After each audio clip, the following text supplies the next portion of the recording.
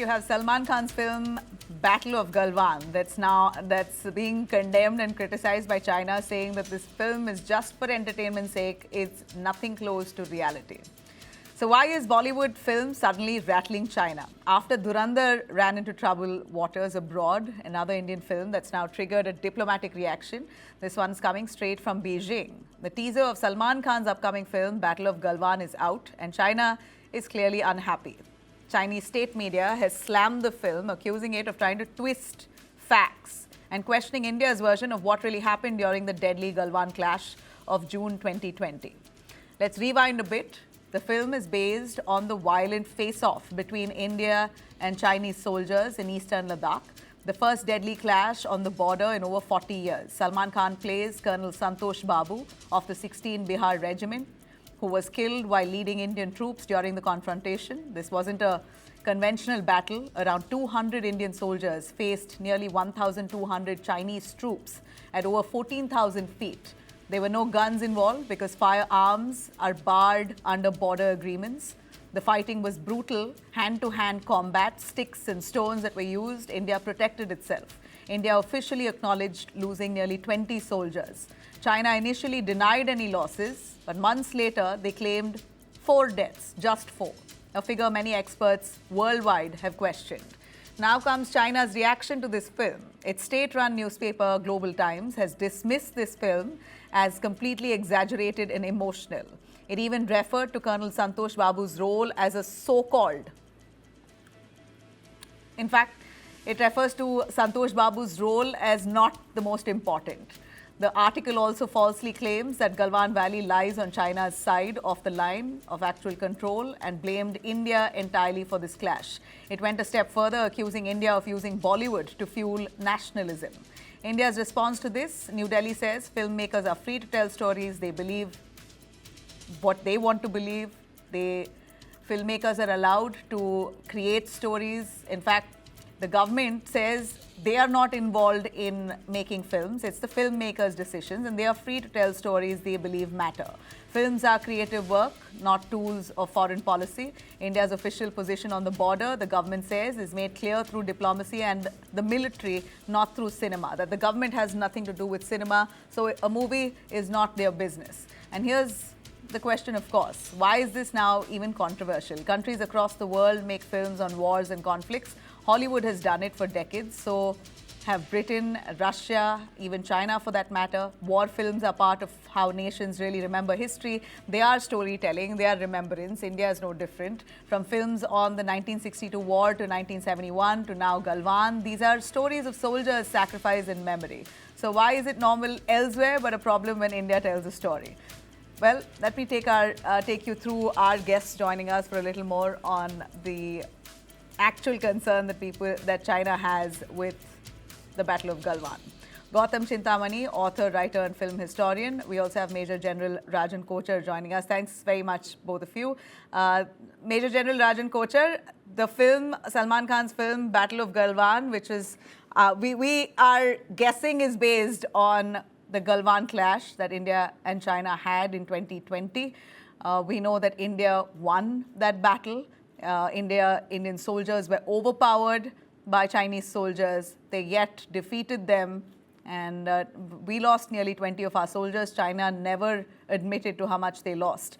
But China says that this chest thumping through this film, India is trying to position itself as the victor of the Galwan clash. But it's far from the truth. Why don't you tell us, as a person, as a Major General yourself who's privy to what happened in 2020 Galwan clashes, what was the fact, the true story? Okay, thank you, Nabila. I mean, there is no denying the fact that Galwan clash was a watershed in China and India relations. As a matter of fact, the major border peace and tranquility agreement in 1993 and then 1996 busted this myth that we are not supposed to be carrying firearms, because that was the agreement prior to Galwan between both the countries, that the soldiers have to be unarmed. So, the first important aspect which Galwan brings us is the treachery of the Chinese. Uh, this incident happened on 15th June 2020. On 6th June 2020, there was an important meeting between the commanders, the force commanders, the corps commanders, and followed by the brigade commanders, where an agreement had been reached. Uh, the point of contention was patrolling point 14. Now, this is at a convergence, uh, a kind of a 90-degree bend of the river. And patrolling point 14 is on a part of India. It is a recognized boundary line as far as India is concerned. uh, uh, there was a movement of the Chinese because Chinese were constructing a road up to Galwan from their side, and Chinese were very far off as far as the road construction was concerned. And whereas on the Indian side, the Indians were in close proximity to Galwan River. And Galwan, why it is important is because of the proximity to the line of actual control. And it's the only link, if India has to go to Akshai, and access to the Shok River is also an important point. And a DBO road link, you see, DBO is only 10 kilometers from the Karakoram highway, and that is a convergence of India, Pakistan, and China. So, strategically, I would say that that was important. Yeah, So, strategically important. But when we speak of the clash, do you believe strongly that India was the victor? India managed to defeat Chinese soldiers. They were nearly 1,400. India soldiers were barely 200, and without any weapons, they managed to defeat the Indian army, the Chinese army there. Do you believe very strongly that this and does this movie sort of boost the Indian army's morale? Movies like this, does that, though the government says it has nothing to do with it, but as a soldier, as a person within the army, do you feel okay. a moral boost? Okay, there are 2 points to your Yeah, question. The first, second one, I'll answer first. yeah.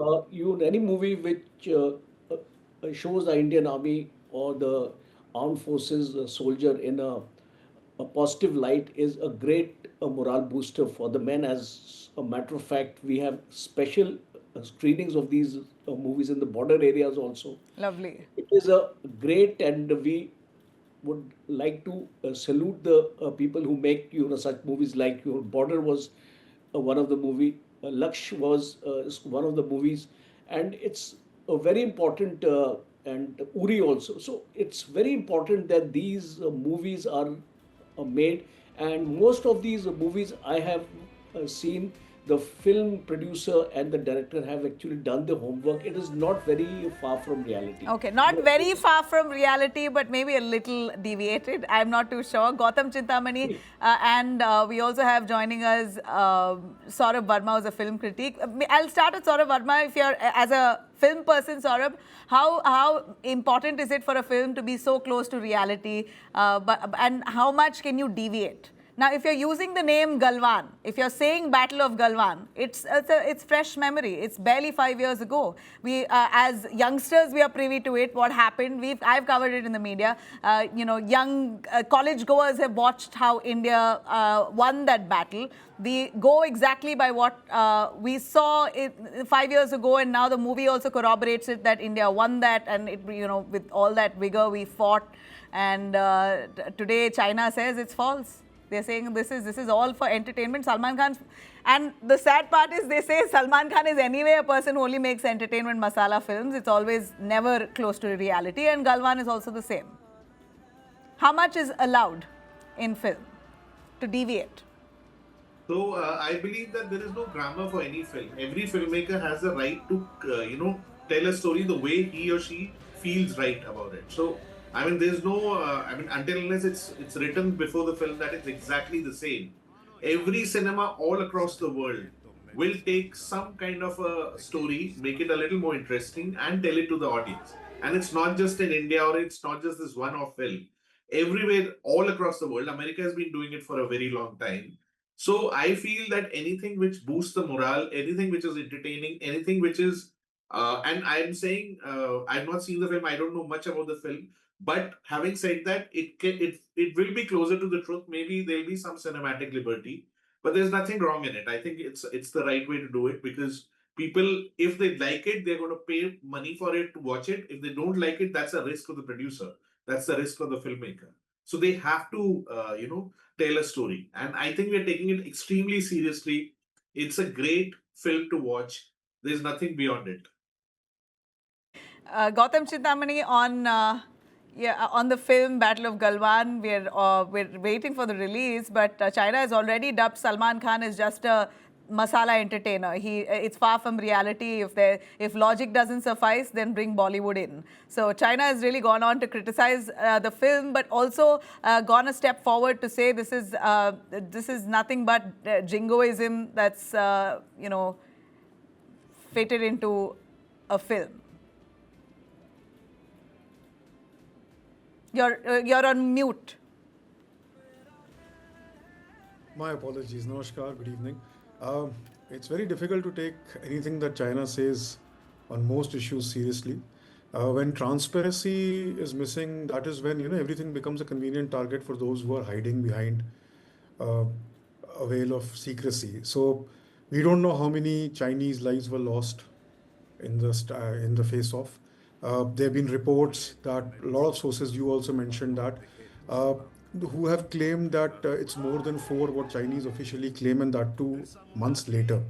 The helicopter rides to evacuate based on that and based on other things, experts have put the figure more than 50. So that is one aspect of it. The other aspect of it is that what is scaring the Chinese is that something which is as recent as just 5 years ago, and facts are known to a lot of experts all over the world. When you make a Salman Khan film, it's for the world to see. I mean, Salman is one of the most popular stars across the globe. The power of Hindi cinema or Indian cinema is perhaps at its peak right now. So something which is very serious, something which is rooted in historical fact, and like Saurabh also said that these are real facts, and I don't think filmmakers will deviate too much from what is actually officially recorded and shared by the government and the army. We've given gallantry awards to Colonel Babu and few other men. We know for a fact, we have memorials for them. We have recorded that history. In that aspect, when you take a film and a popular film and put something out there, a lot of people who may not be interested directly in what happened in Galwan Valley will now get to know. And that is what I think scares uh, a China. country like China, because China's own censorship record, people, their own citizens don't know what is happening in the No, state. absolutely. And the The secrecy funny that they part is operate that about. China controls its media, and every film is completely vetted, checked, thoroughly scanned before it's released. And forget Chinese films, international films, importantly. So what is Many also, Indian films do yeah, very well in China. That apart, many Indian no, no, films no, do very well that in is one China. aspect All of our it, Indian but actors are very popular in China. If those who don't know, no, so they no, are worried. that's one aspect of that. But the other aspect is that China is such a colossal market when it comes to films. There are a lot of people don't like the idea of antagonizing the Chinese media or the Chinese state in the fear of losing that market. Now, I take reports about China with a great pinch of salt. I have my doubts about films doing well in China because we don't know how China operates and what is the source of this information. Having said that, I think the fact that the Chinese dominance when it comes to cinema and global cinema is kind of losing its hold, and that is what scares them. India has, we must remember one thing. India has not really entered this, and I use this word very carefully here. This game of the soft narrative setting that cinema has been doing for a very long time, and this is what We is scaring haven't. many people. I thought we're overdosing on it. No, really, you're having a program where you're actually questioning what the Chinese are saying. If we had, you would have had this program slightly ulta. We are taking what China is saying seriously. We are having a program about that. On the one hand, we are saying that Salman Khan is an entertainer. On the other hand, we are having a program about China. So this is just the beginning of India's, let me just say, soft power 2.0. Dhurandhar is the foundation of it. Galwan is going to be the next thing, and you're going to see a lot of opposition coming, a lot of people out there questioning. And the Chinese tentacles into media is not just limited to global media. I mean, it's there everywhere. A lot of Okay. people are subscribing to what the Chinese are officially saying, and at the same time, we know that Chinese officially censor whatever they're saying. Even when it comes to great filmmakers from China in the 90s or the early 2000s, when the whole market was being dominated by China, they had to go to America to make films. You look at Crouching Tiger, Hidden Dragon, or Yeah. you look at all of Gong Li's films, they are not made in China mainland. And look at the power that once Hong Kong was taken back by China, you have a great change in even Hong Kong cinema. So that's the power that China wields in terms of market, and that is what is scaring them. That a film which comes, which is factual, because obviously we will have a problem here also. The government will not like to. There is the censor board which will question that what are the sources of facts. Are you saying that this is No, but an but imagined the story? film is not saying it's based. It is to a certain extent is saying that it is based on facts, but they are allowed a little bit of masala entertainment. That's what No, but they Saurabh has cannot. also said. They It cannot. depends on the filmmaker. I mean, of course, they can do that, but the fact of the matter remains that you must realize one thing, that they are relying on the brand of Galwan. So you're not going to take the brand of Galwan, which is recorded, show people in uniform, and expect the censor to clear your film and not have any backlash by the armed forces or the government of India if you take so much of creative liberty. You can take a little bit of creative liberty, wo theek hai. Something happened at 9 o'clock, you can show it at happening at 6 o'clock because at 9 you may find it difficult to shoot. That kind of liberty is fine. But you're not going to distort something Yeah, which is yeah. so well recorded, is my point. So you're saying if it's got all clearances, then it certainly has the government's nod. Though the government's response to China has been No, I didn't that say we are that. not. No. I did not say that. I know It has I'm the saying government it. I know nod. you're not saying it. I'm saying it. There is subtle acknowledgement because that's what India also believes. This is based on a book as well that India's Most Fearless. It's in fact endorsed on all platforms. It was reported heavily in 2020. I myself was one of the journalists who also spoke about it. We had programs on it. So we know that India was victorious. We won with bare minimum support at that point. So we are proud of what happened. We are proud of the people who ensured India's borders were protected. And the story is being told, even if it is with a little bit of creative liberty, like you say, it's welcomed in India. China may not like it. Well, that's no surprise to us.